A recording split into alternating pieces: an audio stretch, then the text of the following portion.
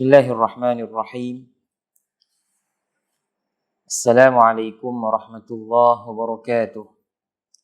Innal hamdalillah wassalatu wassalamu ala Rasulillah wa ala alihi wa sahbihi wa man walah. Rabbi shrah li sadri wa yassir li amri wahlul 'uqdatam min lisani yafqahu qawli, amma ba'd. Alhamdulillah. Tuan dan puan yang dirahmati Allah, insya-Allah malam ni kita dengan siri yang kedua, kisah hidup Sayyiduna Zaid bin Harithah radhiyallahu taala anhu. Telah kita bicara pada pertemuan yang lalu tentang bagaimana Sayyiduna Zaid bin Harithah telah memilih satu pilihan yang sangat menguntungkannya di dunia dan di akhirat.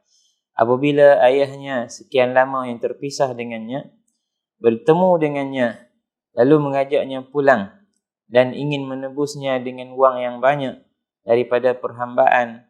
Ketika itu Sayyidina Zaid menjadi milik Nabi SAW.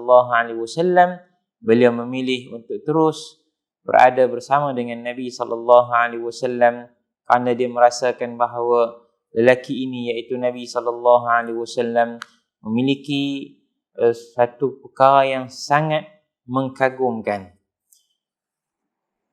Dan tidaklah cinta dan kasih Sayyidina Zaid bin Thabit itu hanya daripada sebelah pihak terhadap Nabi SAW.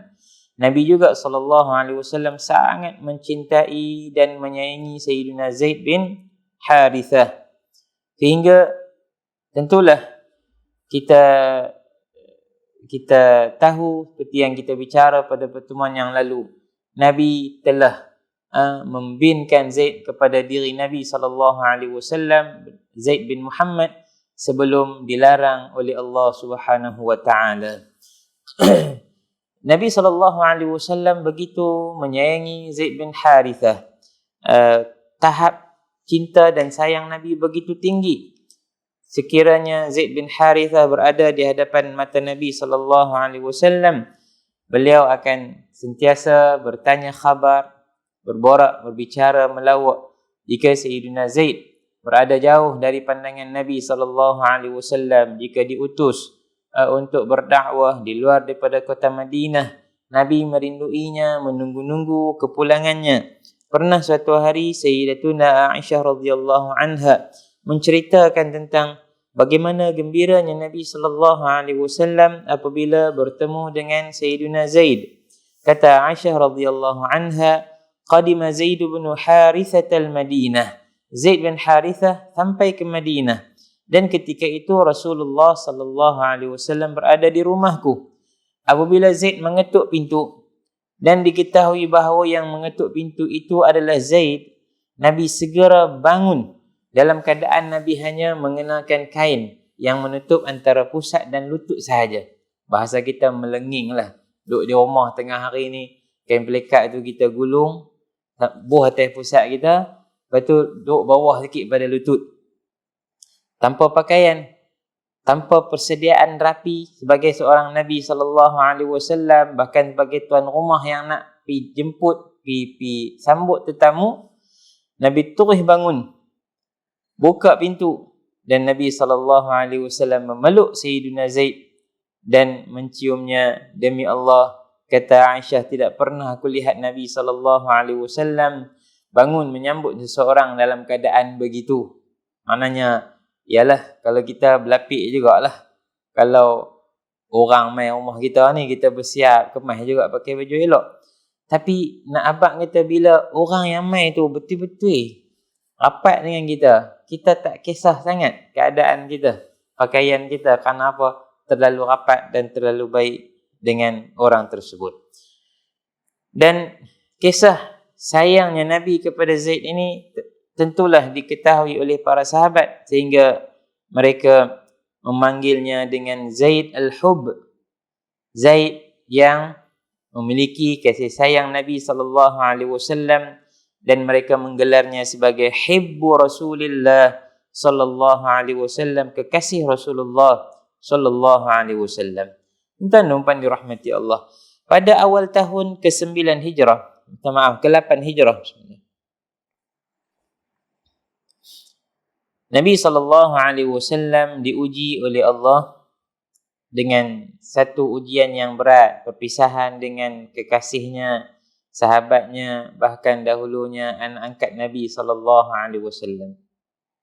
Tuan umpan dirahmati Allah. Tentulah apabila seorang itu menyayangi Nabi dan disayangi, orang itu ada kelebihan pada sisi Nabi dan sisi Allah Subhanahu wa taala. Namun tidaklah orang yang rapat dengan Nabi akan memperolehi habuan dunia. Mungkin diberi jawatan, kekayaan, bahkan dijaga. Tidak diletak pada tempat-tempat yang berbahaya. Kerana apa? Sayang. Tak akan disuruh untuk keluar berperang, apatah lagi menjadi orang yang di hadapan panglima perang yang memegang bendera Islam, yang dialah di awal sekali menghadapi serangan musuh. Tapi hakikatnya sayang kepada sesama manusia ini wajib berpaksi atas kerana Allah Subhanahu wa taala. Kerana apabila cinta kita kerana Allah, kita tidak akan terhalang daripada berkata yang benar terhadap orang yang kita cinta. Kita tidak akan teragak-agak untuk menegur jika berlaku kesilapan daripada pihak orang yang kita sayang. Jika kasih sayang sesama manusia itu atas dasar harta, tentu tutup mulutnya untuk menegur, bimbang kalau harta boleh hilang. Jika kasih sayang atas dasar jawatan, dia akan berdiam diri, tidak akan menegur orang yang lebih berkuasa daripadanya kerana bimbang akan hilang jawatannya. Ini yang kita lihat pada hari ini, betapa orang yang cinta kepada seseorang, dia akan berdiam diri. Tentulah cintanya adalah palsu semata-mata. Nabi cinta kepada Sayyidina Zaid bin Harithah, tetapi arahan Allah untuk melantik Sayyidina Zaid bin Harithah sebagai panglima perang dalam satu peperangan yang sangat menggerunkan. Bahkan sejarah banyak menulis tentang kehebatan pahlawan-pahlawan Islam dalam peperangan yang sangat tidak adil ini. Ia berpunca daripada suatu hari Nabi SAW mengutuskan seorang sahabat yang bernama Al-Harith bin Al-Uwaimir Al-Harith bin Umair Al-Azdi. Diutusnya sahabat ini bersama dengan suatu surat ke raja yang menguasai Busra, mengajaknya kepada Islam. Apabila sampai saja Al-Harith di Mu'tah, lalu tiba-tiba salah seorang daripada pembesar Al-Ghasasinah, ni kawasan ni di Syam atau di hujung Syria, dan terletak juga di hari ini di hujung di sebelah timur Urdun atau Jordan. Kawasan-kawasan ini adalah di bawah jajahan Rom. Rom dia jajah, kemudian dia lantik ketua-ketua kabilah di kalangan orang Arab musyrikin sebagai raja-raja kecil yang membantunya memerintah untuk mengambil cukai dan seumpamanya dihantar ke pusat. Lalu salah seorang daripada pembesar Al-Ghasasinah yang bernama Shurahbil bin Amr menangkapnya lalu membunuhnya. Sampai berita Al-Harith bin Umair terbunuh. Dan Nabi sangat marah kerana menjadi undang-undang bagi setiap orang yang, maknanya bagi setiap negara, utusan tak boleh dibunuh. Utusan harus diberi keamanan. Dia kena sampaikan apa yang dia nak sampaikan. Tulislah apa pun dalam surat tu, dia tak boleh diapa-apakan. Tetapi mereka membunuh Al-Harith bin Umair, maka Nabi SAW mempersiapkan tentera. Di dalamnya terdapat 3,000 orang prajurit, dan Nabi SAW pertama melantik panglima perang ke atas tentera ini, Zaid bin Harithah. Tuan-tuan, dia bukan macam hari ni sayang ke orang bagi jawatan. Jawatan pula gaji 30,000 sebulan. Pun tak buat apa pun. Jawatan tu habuan goyang kaki, habuan renyeh, betul, tiap bulan masuk. Tidak. Jawatan ini jawatan yang sangat berat. Berat kerana yang dia pikul adalah amanah untuk membawa Islam pada satu tempat. yang dihadapinya sama ada an-nasru ma'al adha, menang dengan disertai oleh sakit, luka, ataupun syahid di jalan Allah Subhanahu wa taala. Kemudian kata Nabi, sekiranya berlaku sesuatu kepada Zaid, yakni dia gugur syahid, maka tampuk pemerintahan atau urusan mengemudi tentera ini diberikan kepada Ja'far bin Abi Talib, juga salah seorang yang sangat disayangi oleh Nabi. Ja'far bin Abi Talib adalah sepupu Nabi SAW, di antara yang terawal beriman, kemudian berhijrah ke Habasyah dan kekal di sana, Masya Allah, dalam tempoh yang panjang. Semoga Allah bagi kepada kita ruang dan peluang untuk kita berbicara tentang Sayyidina Ja'far bin Abi Talib. Jika Ja'far bin Abi Talib terbunuh, maka lantiklah Abdullah bin Rawahah. Jika Abdullah bin Rawahah juga terbunuh, maka pilihlah kamu siapa yang kamu lihat layak ketika itu. Ini gambaran kepada apa? Bahawa sesuatu yang Nabi sebut itu bakal berlaku, iaitu syahidnya ketiga-tiga sahabat Nabi SAW, dan tentulah yang paling disayangi oleh Nabi adalah Zaid bin Harithah. Berjalanlah tentera itu hingga sampai di satu tempat yang bernama Ma'an. Berita keluarnya tentera Nabi sampai kepada Heraklu, Raja Rom. Maka Raja Rom mempersiapkan tenteranya sebanyak 100,000 orang. Nabi keluar 3,000. Heraklu dia siap 100,000 untuk pergi ke medan perang yang berdekatan dengan Ma'an. Sampai di situ bergabung pula dengan tentera musyrikin Arab yang memberi wala kepada Rom. Mereka juga berkumpul sebanyak 100,000 orang. Tuan-tuan dan puan dirahmati Allah, 200,000 tentera musuh di kalangan Rom. Lautan manusia tanpa penghujungnya. Tanpa penghujungnya. Dan yang datang untuk memerangi mereka adalah 3,000 orang. Tuan-tuan dan puan dirahmati Allah, berita berhimpunnya 200,000 ini sampai kepada tentera Nabi SAW. Lalu mereka berhenti sejenak untuk berbincang. Sebahagian mereka berkata, jom kita tulis, hantar surat kepada Nabi SAW, cerita hakikat sebenar musuh yang sedang kita hadapi. Kemudian kita tunggu apa jawapan Nabi SAW. Jika dia suruh kita patah balik, kita patah balik. Atau dia hantar tentera tambahan, kita tunggu. Bangun seorang sahabat, iaitulah Sayyidina Abdullah bin Rawahah. Katanya, wallahi ya qaum, demi Allah, wahai kaumku, wahai para sahabatku, innana la nuqatilu bi'adadin wala quwwatin wala kathrah, wa innama nuqatilu bihadha ad-din. Demi Allah, kita tidak pernah berperang kerana banyaknya bilangan, atau ada kekuatan, ataupun banyaknya bekalan, tetapi hanya saja kita berperang dengan agama ini. Maknanya yang kita perang ni, bekalan kita adalah Islam. Bukan senjata, bukan bilangan, bukan kekuatan. Maka jom kita pergi. Yang sedang kita menuju ke arahnya adalah dua perkara. Sama ada kita imma zafaru wa imma syahadah. Sama ada kita menang, alhamdulillah, atau kita gugur syahid. Kedua-duanya adalah perkara yang sangat baik. Terus bangun. Tak mau berehat dah. Meneruskan perjalanan sehingga berhadapan wajah dengan wajah. 3,000 berhadapan dengan 200,000. Tuan-tuan dan puan dirahmati Allah, berlaku pertempuran yang sangat dahsyat.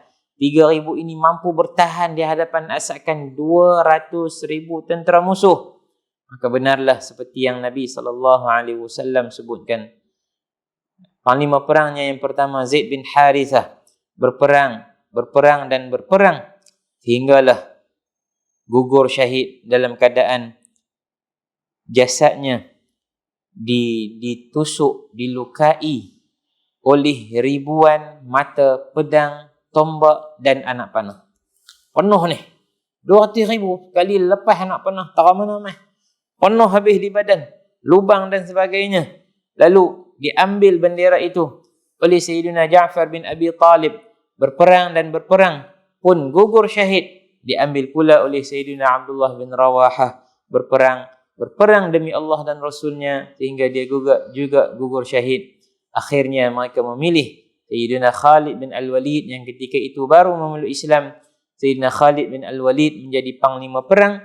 Dalam keadaan yang kucar-kacir itu, dengan strateginya dia mampu untuk mengelak daripada terus bertembung dengan tentera musuh yang begitu dahsyat.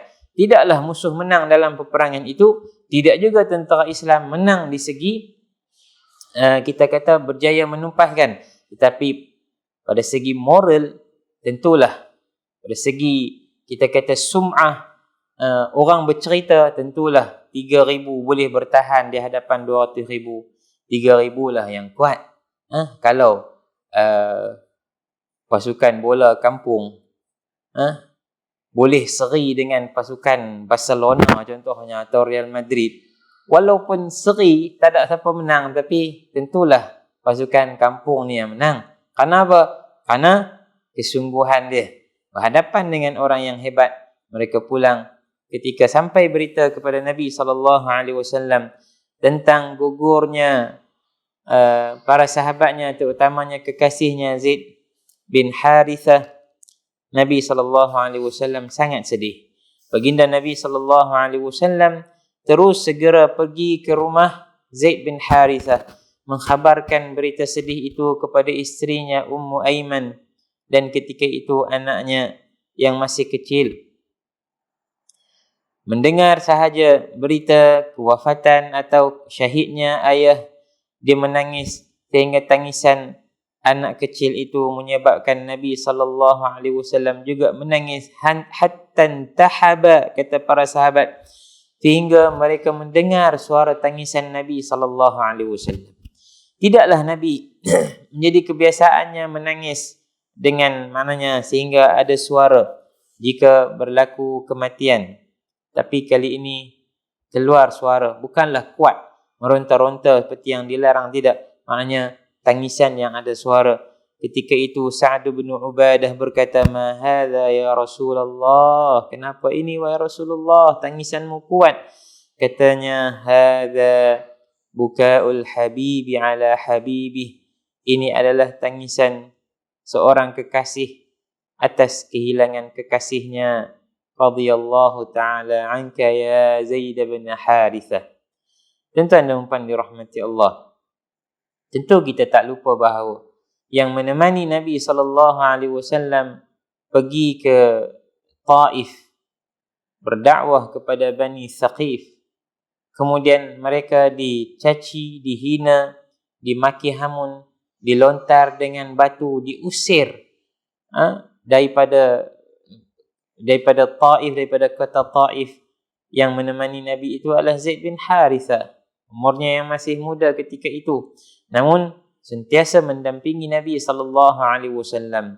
Berarti segala kepayahan yang ditanggung oleh Nabi, ia ditanggung sama oleh Zaid. Kerana Zaid hidup dengan Nabi SAW, hidup di rumah Nabi SAW, dan Zaid radhiyallahu ta'ala anhu, kemana sahaja Nabi pergi berdakwah, dia akan menemani Nabi SAW.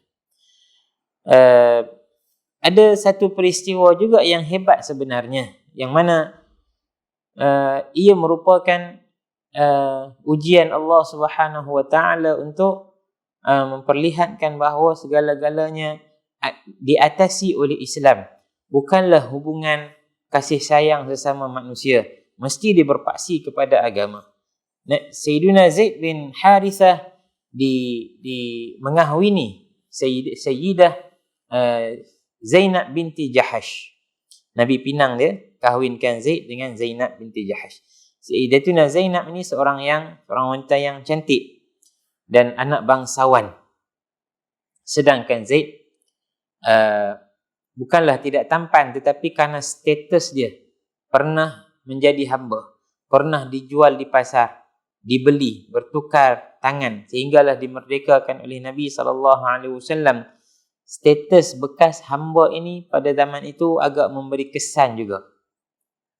keperkahwinan itu berlaku sedikit pergolakan rumah tangga.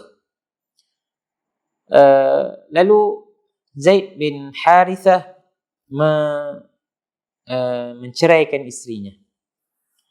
Bila berlaku perceraian, Allah Subhanahu wa taala bagaimana kata Allah, falamma qada Zaidun minha watara zawwajnakaha, ketika Zaid telah selesai daripada Zainab akan hubungan suami isteri, maka kami kahwinkan kamu wahai Muhammad dengan Zainab itu.